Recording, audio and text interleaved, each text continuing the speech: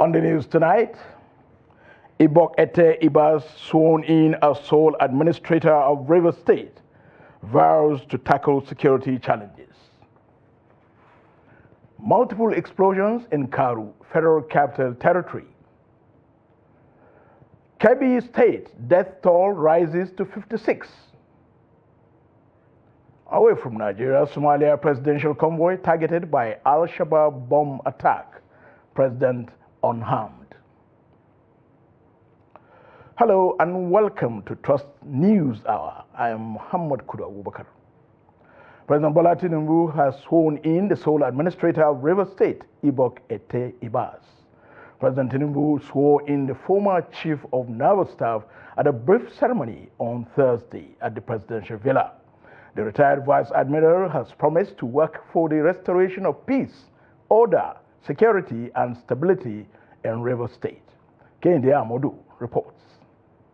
A hot debate has followed the declaration of a state of emergency in Rivers State by President Tinubu on Tuesday night. The president had explained during a nationwide broadcast that his decision to impose a state of emergency was predicated on security reports he received, which showed that there had been disturbing incidents of vandalism of pipelines by some militants, without the governor taking any action to curtail them. Pressing ahead, the president swore in the sole administrator of Rivers State on Wednesday. The former chief of naval staff is resolute in his determination to deliver on his assignment. We know the circumstances that led to where we are here, and Mr. President made it very clear in his broadcast. And if the main issue is that of maintaining law and order in the state, I think for any meaningful activities to take place in Rivers State, that is the utmost task that I have, to work together with all other stakeholders to ensure that we bring peace, order, and security and stability to the people and government of Rivers State and Nigeria at large. The question that has dominated debates is if President Tinubu has the constitutional backing to suspend a state governor for 6 months. There are arguments that when former President Goodluck Jonathan in 2013 declared a state of emergency in Adamawa, Borno, and Yobe states, he did not suspend the governors or any democratically elected officials. But Attorney General of the Federation, Lateef Fagbemi, is quick to point out that the circumstances were different, accusing Governor Fubara of telegraphing the militants that blew up the pipelines. There were what I would call telegraphing of the militants, I would say by the governor. And the reason I said so was when he beckoned to them that, you let them know when it was time to act to the militants. Let us say it was wrong. Did he come out to disown them? The answer is no. The swearing in of the sole administrator opens a different chapter in the Rivers State crisis. It remains to be seen if there will be a successful challenge of the state of emergency at the courts, or if this will be the new reality for Rivers State for the next 6 months. From State House Abuja, Kende Amudu, Trust TV News. Following President Bola Tinubu's declaration of a state of emergency in Rivers State, concerns are mounting over the potential impact on Nigeria's crude oil production and economic stability. In this report, Abdullahi Ahmed examines the state of the oil sector, analyzing what this development means for Nigeria's revenue, economic future, and national well-being in the face of ongoing security and infrastructure challenges. The report. Nigeria's 5,000-kilometer pipeline network is crucial for transporting crude oil, natural gas, and refined petroleum products across the country and beyond.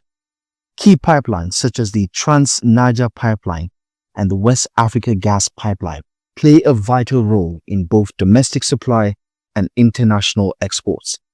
However, Nigeria's pipeline infrastructure has been repeatedly targeted by vandals, oil thieves, and militants, leading to economic and environmental consequences. Over the years, pipeline sabotage and oil theft have forced oil companies to shut down production, causing billions of dollars in revenue losses. The Trans-Niger pipeline, for instance, has been shut down multiple times due to vandalism, resulting in disruptions to crude oil exports and impacting Nigeria's ability to meet OPEC production quotas. Nigeria's oil production is concentrated in the Niger Delta region, with 9 states contributing to the country's total output. These states and their estimated daily production capacity before disruptions include Akwa Ibom with 504,000 barrels per day, Delta with 346,000 barrels per day, Rivers with 344,000 barrels per day, Bayelsa at 290,000 barrels per day, Ondo 60,000 barrels per day, Edo 33,000 barrels per day, Imo 17,000 barrels per day, Abia 11,000 barrels per day, and Lagos with 5,000 barrels per day. These states collectively contribute over 1.6 million barrels per day, which forms the backbone of Nigeria's economy. However, frequent pipeline attacks, oil theft, and militant activities has severely affected production. Pipeline vandalism has led to significant declines in crude oil output, reducing Nigeria's revenue from oil sales, the country's primary source of income.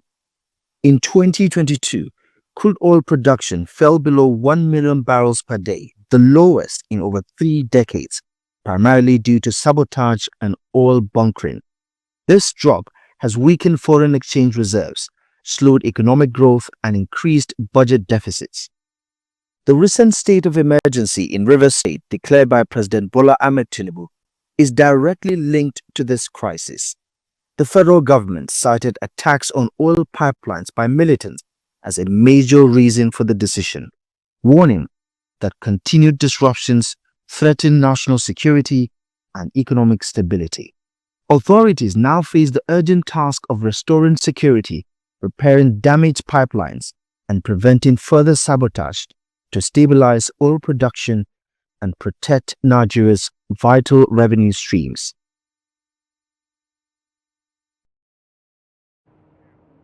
The House of Representatives on Wednesday skipped debate on Rivers State emergency.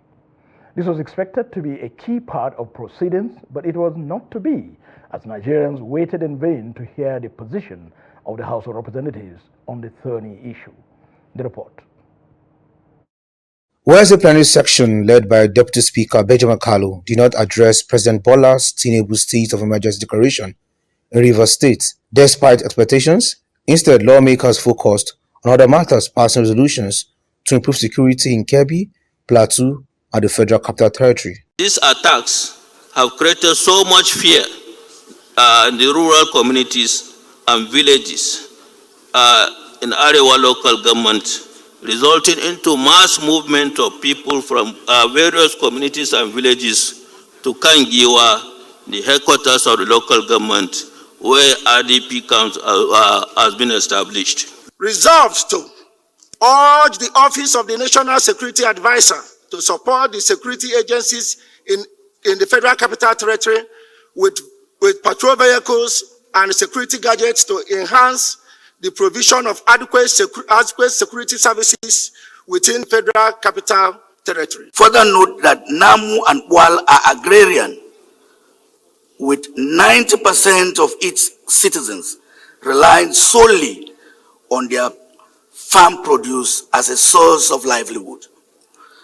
Worried that the continued incidents of banditry and kidnapping around Namu and Wal districts axis have adversely affected their performance and their microeconomic activities in the communities and its environs. The House also directed its Committee on Humanitarian Affairs to investigate delays in payment under the Household Upliftment Program, conditional cash transfer.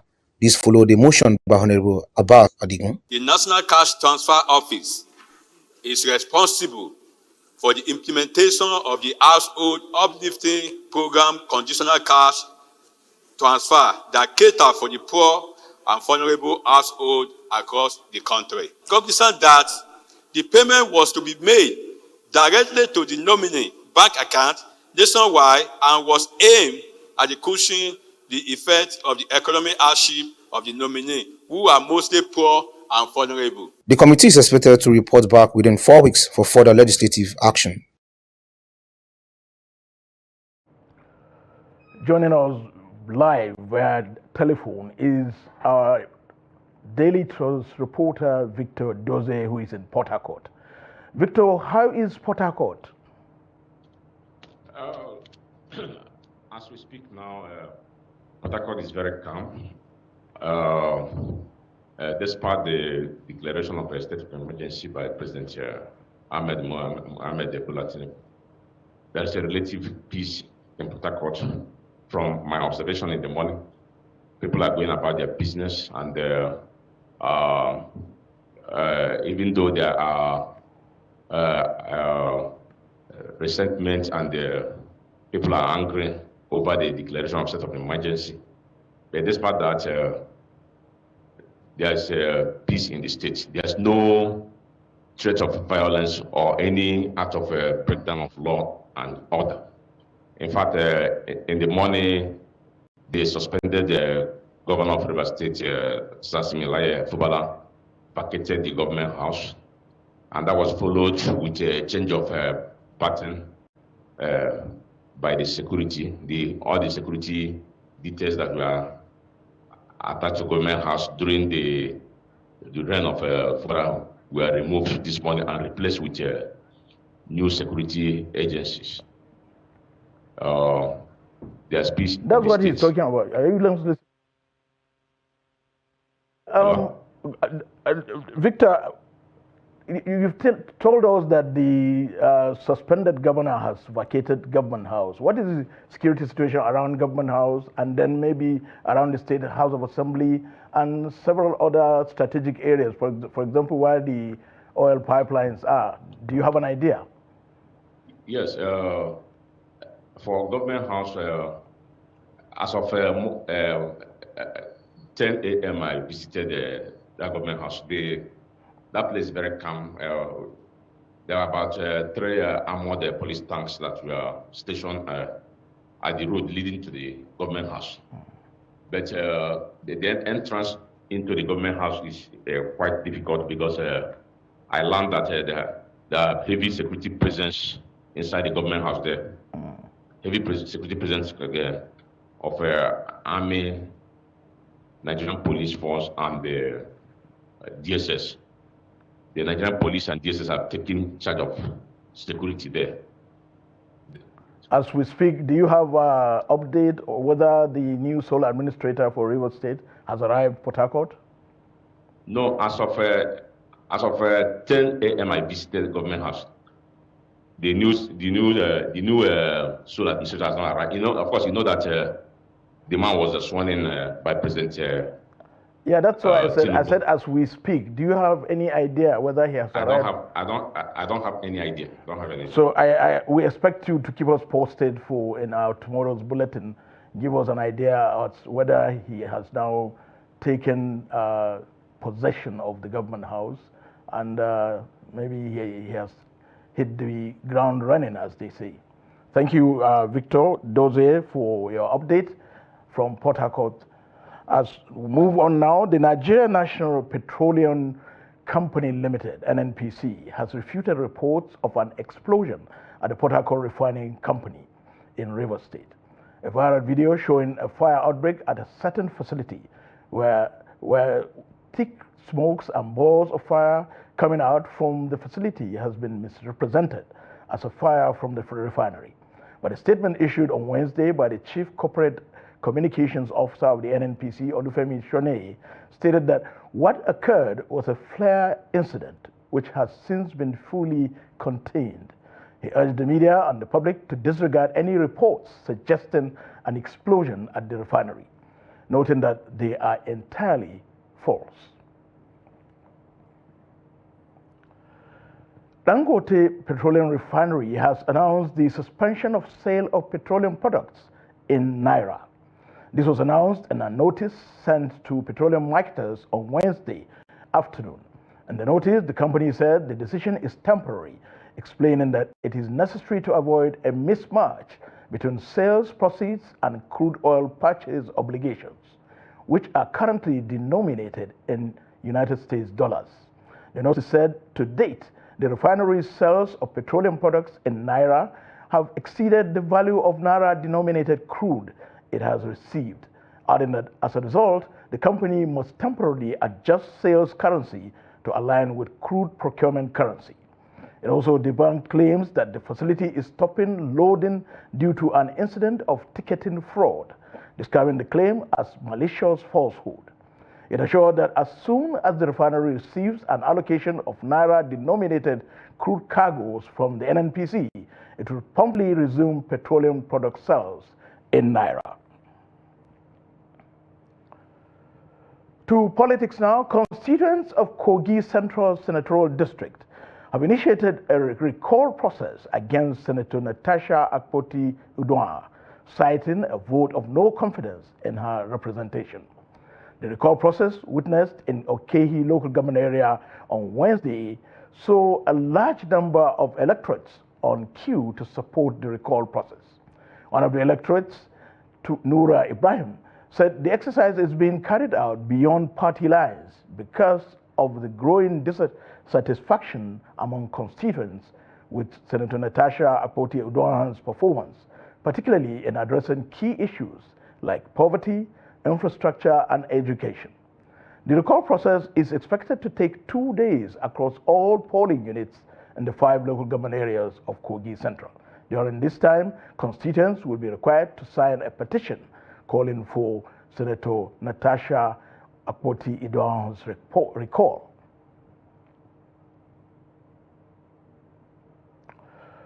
About 20 persons are reported dead and vehicles burnt due largely to an accident that occurred around Karu Bridge along the Abuja Expressway in Abuja.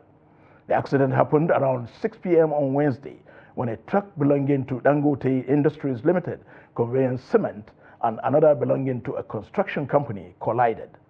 The Dangote truck was said to have lost brake around the Kubo axis of the road and dragged other vehicles along.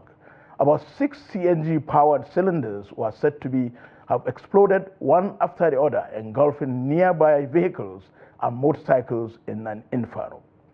As of the time of filing this report, the fire service, security agencies, and citizens have quenched the fires and are making efforts to clear the road to restore traffic. Several charged human remains were piled up beside the road.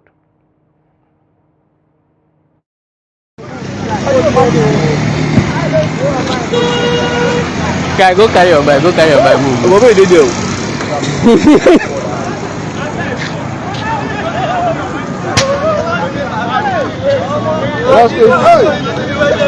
This is Karu Bridge, FCT Abuja. I swear, Nigeria will be like this. We need to follow fire outbreak. This is Karu Bridge, FCT Abuja. Karu Bridge, go. Karu Bridge, FCT Abuja. No. But ask people don't die. Now people don't care about. Now people then carry come out that time. Karu Bridge, FCT Abuja. Under Karu Bridge, they under the bridge.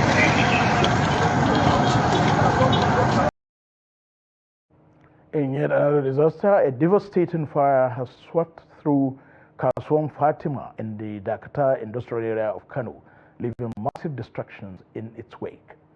More than 150 businesses, primarily involved in plastic and nylon recycling, have been affected, with losses estimated in billions of naira.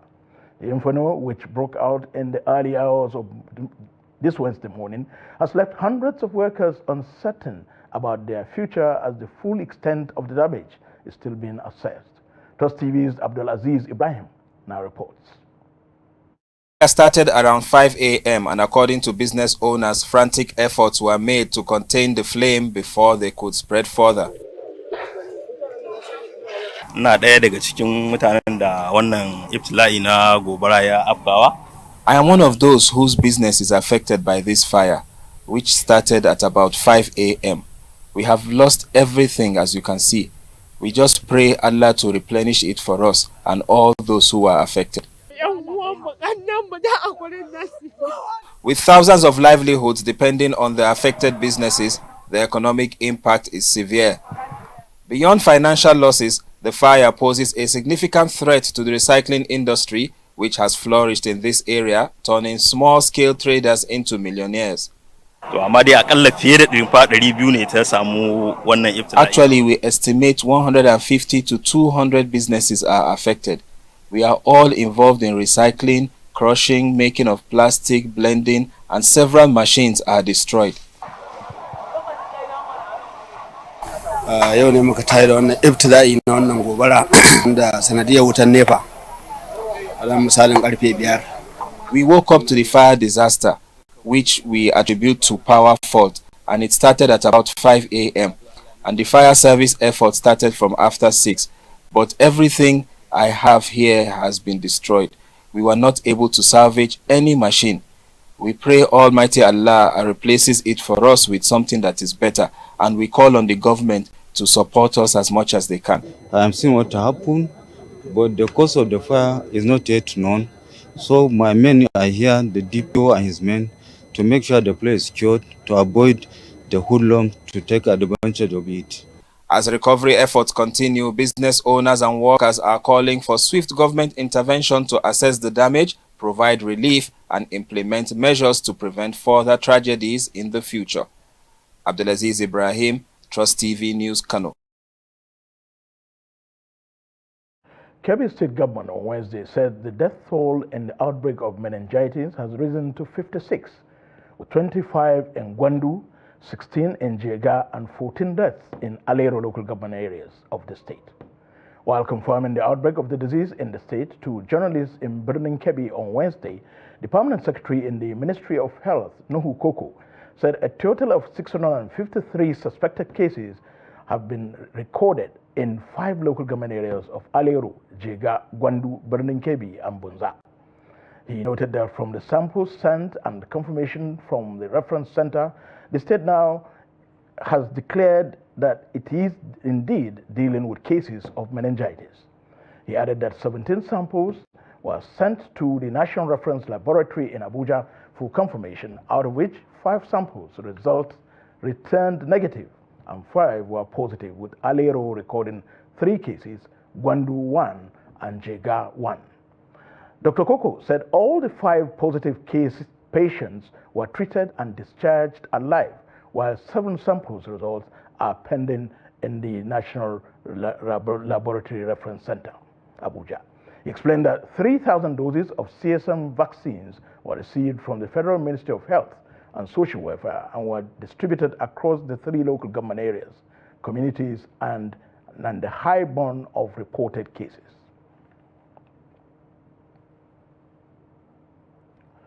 The chairman of Shandam local government area of Plateau State, Kemi Nicholas Nshe, on Wednesday brokered peace between traditional worshippers and the Muslim community of Shimanka, where a crisis had ensued between the 2 groups.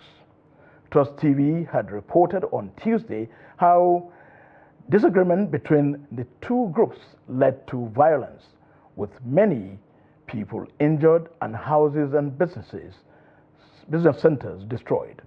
Residents of the community on Tuesday said normalcy has returned to the community, with security personnel seen patrolling and maintaining law and order. The chairman, who engaged the warring parties during an on-the-spot assessment, declared that the crisis was not religious but an evil act perpetrated by evil minds.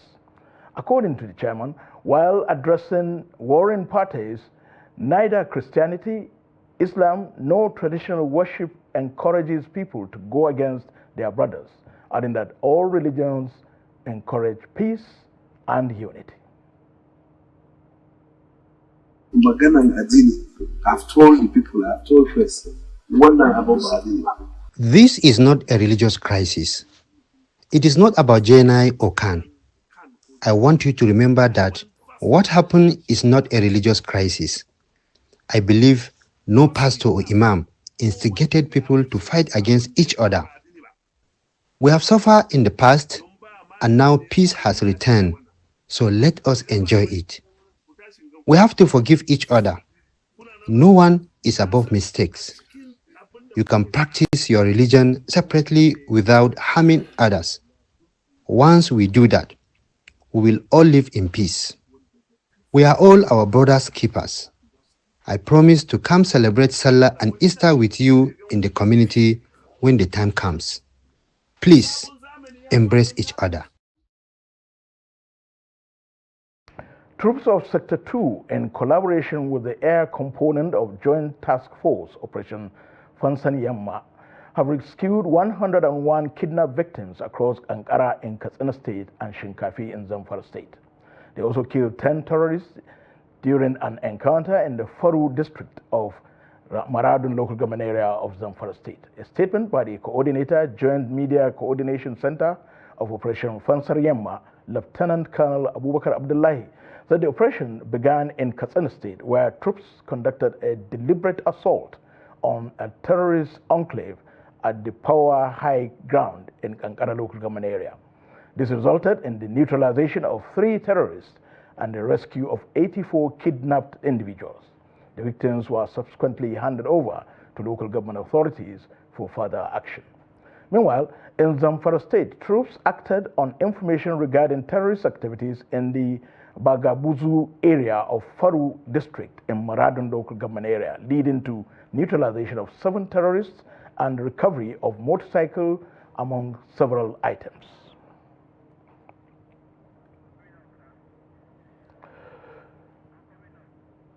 This is News Hour.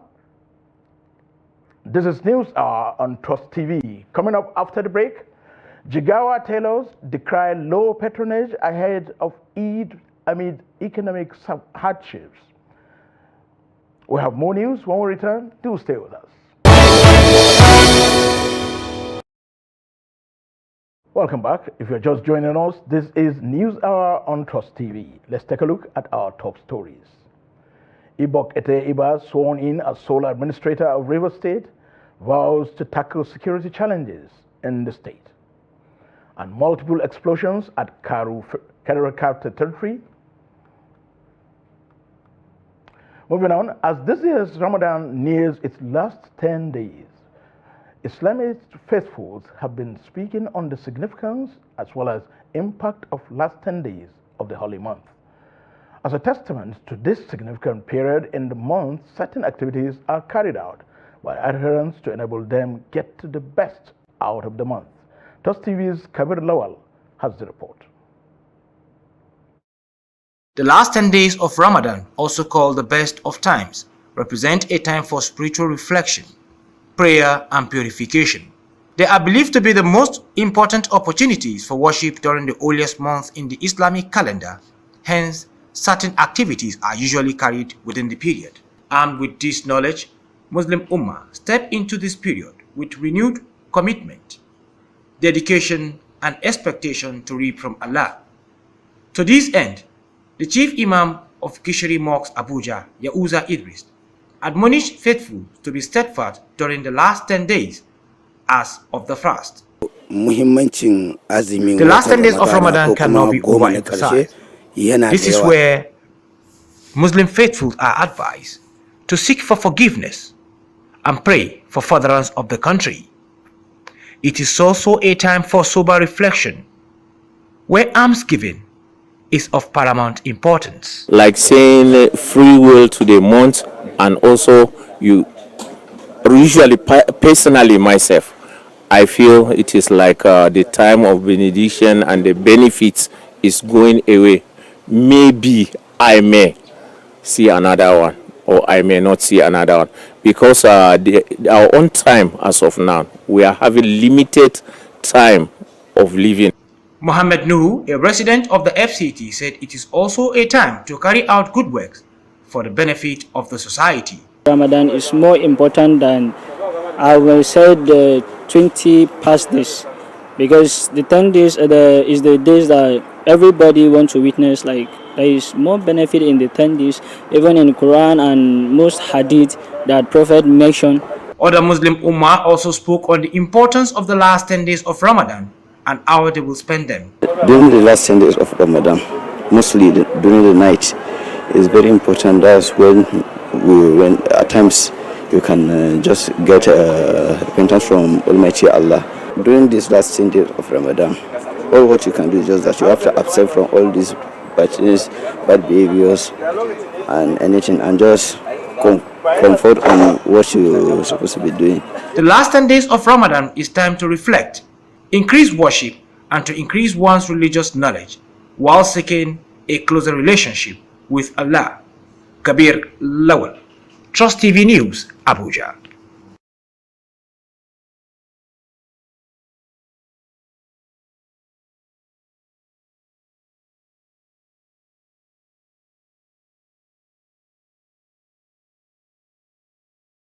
In Sheskawa Tailoring Market in the Dutse metropolis of Jigawa State, the holy month of Ramadan usually comes with a surge in demand for tailoring services. However, with financial constraints weighing heavily on Nigerians, many are struggling to afford even the most basic garments, leaving many tailors lamenting the decline in patronage. Trust TV's Ali Rabiwali has the report. Across the state, most of the youth have given up on efforts to buy new clothes such as shadda and yats as the Salah celebration approaches due to financial constraint. This has left tailors with no choice but no appeal to the governments to fix the economy so that Nigerians can regain their purchasing power, which will lead to better patronage for their services. Malam Yushe Unasur, a skilled tailor, has witnessed this struggle firsthand. His workshop, once bustling with customers, now lies idle due to the scarcity of sewing services, as people are forced to prioritize their limited resources, leaving little room for non-essential expenses like new clothes. I'm a tailor at the Takur site in Dutse. We are seeing a marked decline in the amount of work available compared to the previous year. While we still have some customers, the volume of others has decreased significantly. Another tailor, Aliyu Abubakar, corroborated Nasir's position, saying parents are not forthcoming with new clothes for their children like other years. I'm Aliyu Abubakar, a tailor in Takur. My business is facing several challenges. The most pressing is unreliable electricity supply, which directly impacts our productivity. We are also experiencing a shortage of work. Currently, the majority of our orders are from parents needing new clothes for their children. It seems that only those in political circles are benefiting from the current economic climate. We are managing to get by, but it is a struggle. Every year, Muslims scramble for tailoring services as the Eid celebration draws near. But this year, it is a different ball game as the harsh economy has dropped many of their purchasing power. From Jigawa, Ali Rabiu Ali, Trust TV News.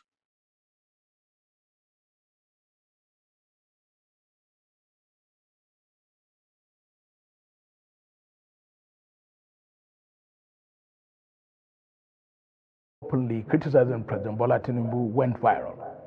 Following the video's circulation, Uguamaye claimed she received a warning from the NYSC board cautioning her against making political statements online. This development has ignited a public debate on whether core members have the right to express their views on governance and national issues. The question now is, are core members denied freedom of speech? Noel Sampson brings us answers from Nigerians in this report. Section 39 of the 1999 Constitution, which guarantees the right to freedom of expression, states that every person shall be entitled to freedom of expression, including freedom to hold opinions and to receive and impart ideas and information without interference.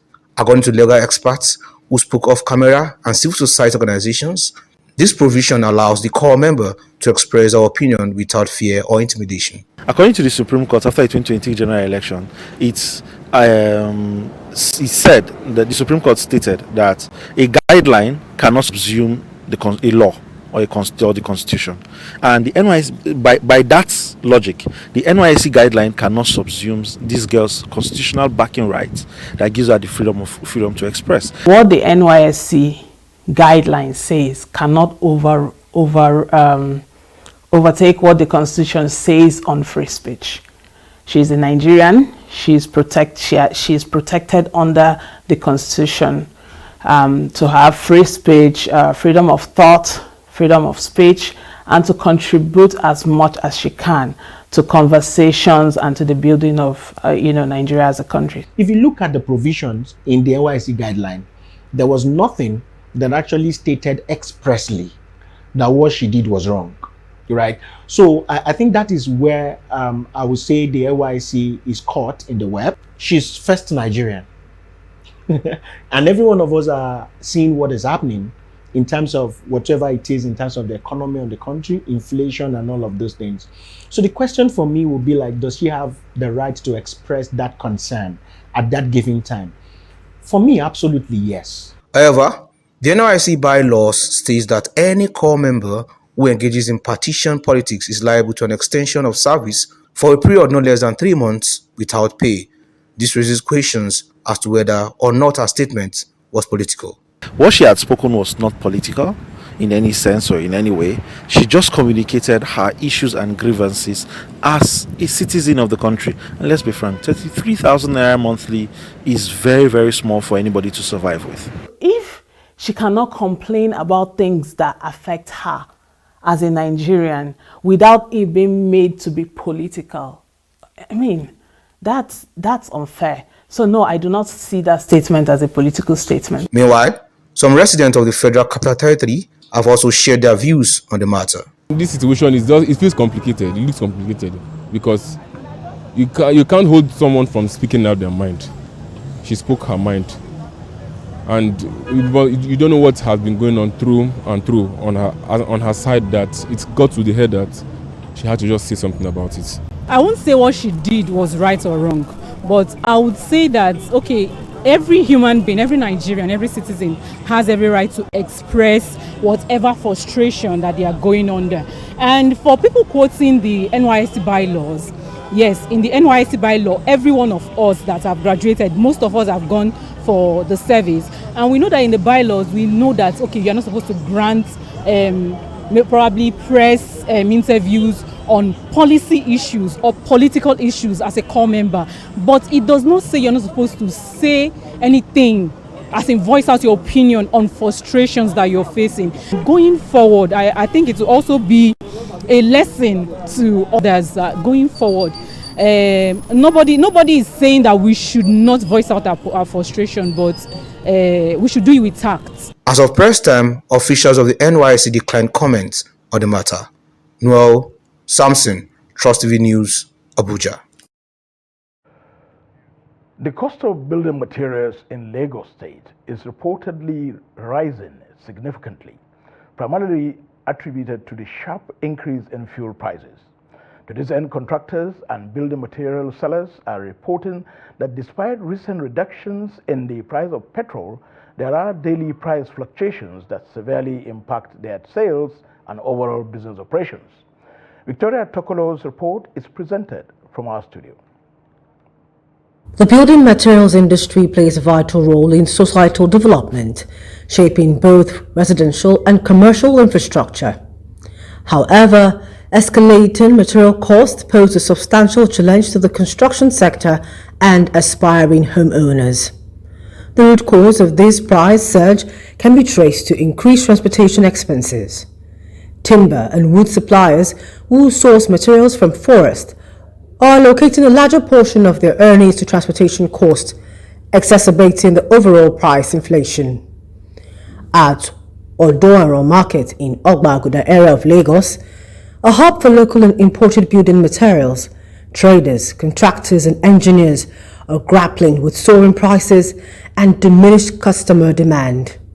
For example, the price of planks, once a relatively affordable option, has quadrupled. Planks previously sold for 2,500 naira now command 10,000 naira, while those priced at 5,000 naira have risen to 15,000 naira. Office plywood, previously priced between 6,000 naira and 7,000 naira, now sells for 20,000 naira. Alhaji Ilesomi Bamidele, chairman of the Odoro Building Materials Market, expressed deep concern over the daily fluctuations in plank prices. My area is selling woods, any kind of woods, and this wood I'm talking in Lagos State, and my business was in Lagos State. There's no wood, no plank in Lagos State to buy. You have to go to all different states like Kogi, Osun, Ondo, Ekiti, whatever, Ogun, Oyo, before we get the planks. And the transportation itself is doing many things. What they will be complaining every day that when we carry wood 30 naira today, tomorrow they will change it to 100 naira. By the time we are asking them different questions, they will be saying that all what they are using the money for, from transportation, from food, to feed their family, even school, to pay their children's school fees. So they need to increase their labor. Live from there. Talk to those that sell to us all those materials as a wooden. I'm talking of wooden now. Depends on how you bought the thing. As the thing plenty, the money go high.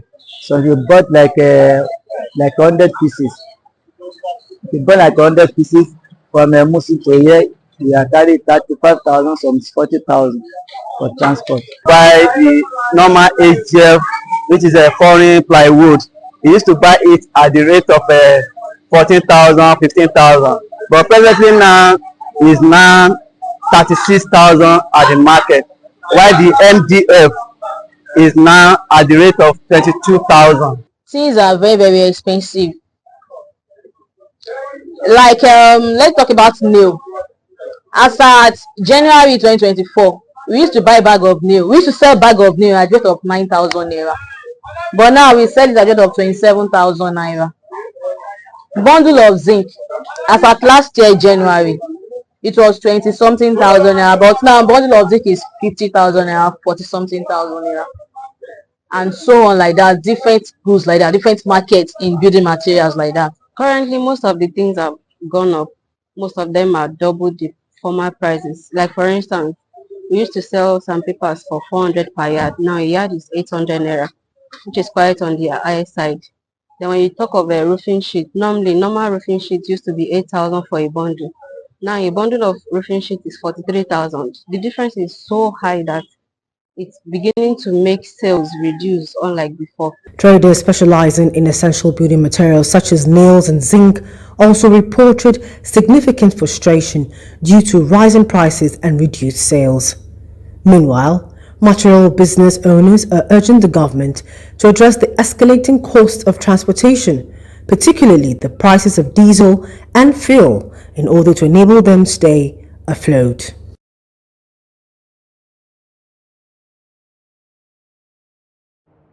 The Federal Capital Territory Administration has clarified the People's Democratic Party Secretariat's revocation of its land in Abuja, following the expiration of an ultimatum given to the party to settle its ground rent.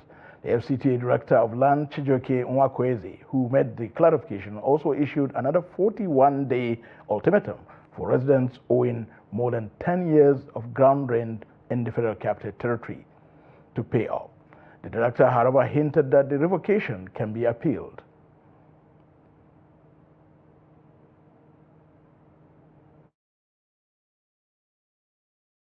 $4,794 titles. PDP is just one of them. Just one. Not two. The titles we are talking about that belong to the PDP is only one, the one in Central area, where they are occupying as their national headquarters. It's not their property. That is the clarification that people used to do. The property belongs to one Samaela Mama Kofi, who bought from Wadata and got his papers registered by way of assignment. So, and on that property, 28 years ground rent is being owed. PDP is owing 7 million 603,504 naira 31 kobo as ground rent from 2006 to 2025, 20 years. And we put out notices out there for people to come and pay or risk those titles being revoked. From 2023 to now, that's about a year and a half from when those complications started. They did not pay. And the minister had to do what he needed to do, not just on that, but on all other titles.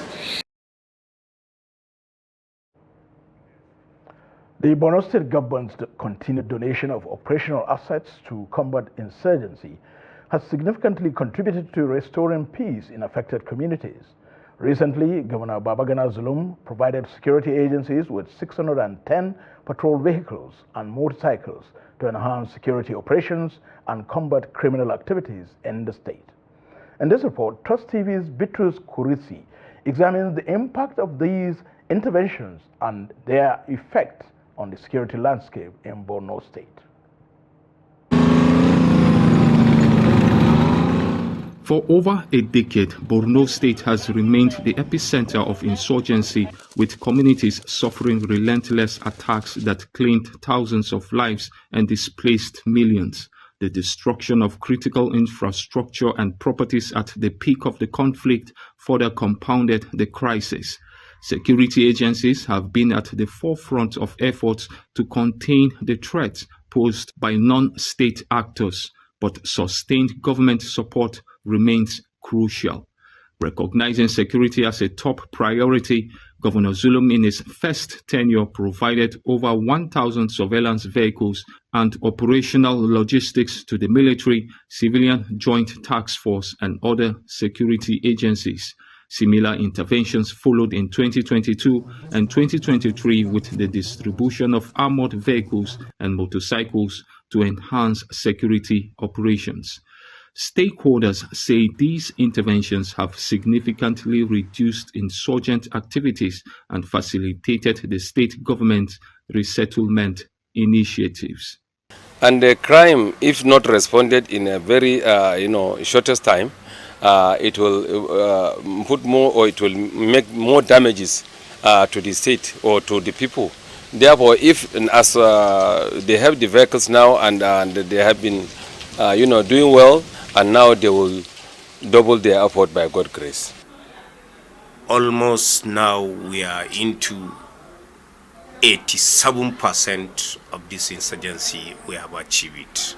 This recent motorcycle and motor, when our governor given to the security personnel, she had to boost the morale of the security issues. Kuma definitely has already boosted. Building on this effort, the state government recently donated an additional 500 motorcycles, 280 housing units, and 110 vehicles to the Inspector General of Police and the Nigerian Army to enhance rapid response to security threats and tackle terrorism and criminal activities. Governor Zulum emphasized that the donations would bolster security operations and maintain law and order. I'm glad to note that our donations today fully identified gaps in the operational domains of our security architecture. At the core of our gaps analysis, it became apparent that vehicles and motorcycles will go a long way in beefing up the efficiency, mobility, and agility of our security agencies. Without a sound mobility backup, these forces will find it difficult to confront challenges ahead. Senior security officers at the event commended the governor for the provision of operational assets, acknowledging that they would be effectively utilized for their intended purpose. I also want to assure you, Your Excellency, that these vehicles, these operational assets, are going to be put into immediate operational use for the enhancement of security. These items will be put into judicious use, and I assure His Excellency that all personnel will utilize this to ensure that they create the enabling environment for all other items of governance to thrive. With these reinforcements, stakeholders believe security in Borno State will improve, allowing socio-economic activities to thrive without disruption. Bitrus Kuruti, Trust TV News, Maiduguri. To business now, the Naira remained stable in the black market on Wednesday, despite concerns that the recent oil pipeline explosion could impact the exchange rates. At the parallel market, the Naira saw a slight depreciation of about 1 Naira to the dollar, quoted at an average rate of 1,579 Naira on Wednesday, compared to 1,580 Naira on Tuesday. In certain areas in Lagos, the dollar was exchanged at 1,575 Naira to the dollar, while some traders offered it at rates of 1,577 Naira and 1,580 Naira. Against other major currencies, the Naira gained 10 Naira, as the pound was quoted at 2,040 Naira on Wednesday, the same on Tuesday, and slightly stronger than Monday's rate of 2,050 Naira. The local currency also traded at 1,710 Naira to the euro on Wednesday, compared to 1,700 Naira to the euro on Tuesday. Meanwhile, the Canadian dollar remained steady at 1,150 Naira, while the Chinese yuan traded at 1,215 Naira in the black market.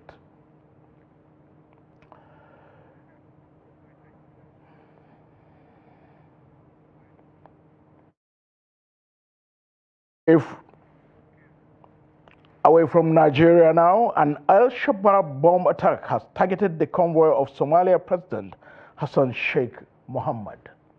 The attack came soon after the president's convoy left the grounds of the presidential palace. According to various eyewitness accounts, the explosion could have left as many as 3 persons dead, although no official information on casualties has been released. Government sources, however, confirmed that the president was unharmed and headed to Middle Shabelle in the southern Somalia to oversee military operations against Al-Shabaab. Al-Shabaab, which opposes the federal authorities, frequently carries out bombings and assaults targeting government and military officials. This is, however, only the second time since 2014 that the president has been directly targeted.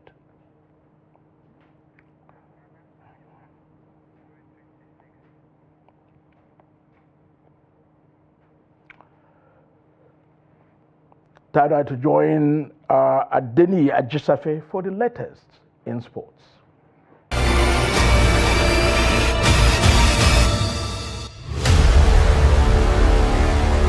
Nigeria's Aruna Quadri has overtaken Egypt's Omar Asara to become Africa's highest ranked player in the world, now sitting at 18th in the Week 12 ranking released. Despite finishing as runner-up at the 2025 ITF African Cup, Aruna's impressive performances at the WTT tournament boosted his ranking. From the latest update from the International Table Tennis Federation, Aruna is the only African male player to have reached the semi-finals of the WTT contender Doha, repeating his 2023 feat earlier in 2025 with an sport after retaining WTT champion Chongqing title. And in football, as the countdown races to Friday's crucial 2026 FIFA World Cup qualifying match at the Amahoro Stadium in Kigali, Nigerian Super Eagles are unfazed by talks of Nigeria never having beaten Amavubis in any part of Rwanda, as their focus is the 3 points at stake. The 3-time African champion are yet to achieve victory over Rwanda in that country, going back to 20 years ago when the 2006 FIFA World Cup qualifying match ended 1-1 at the Amahoro Stadium. In 2011, a 2012 African Cup of Nations qualifying match at the Stade Regional de Yamirambo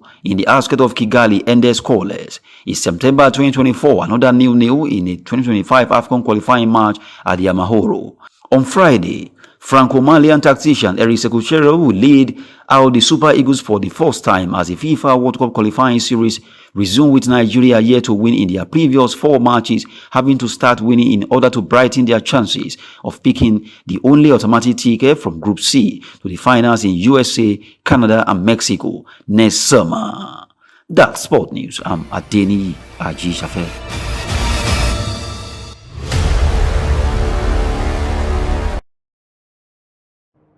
And that concludes News Hour on Trust TV. Do not forget to follow us across all our media platforms and join our YouTube live stream for more news.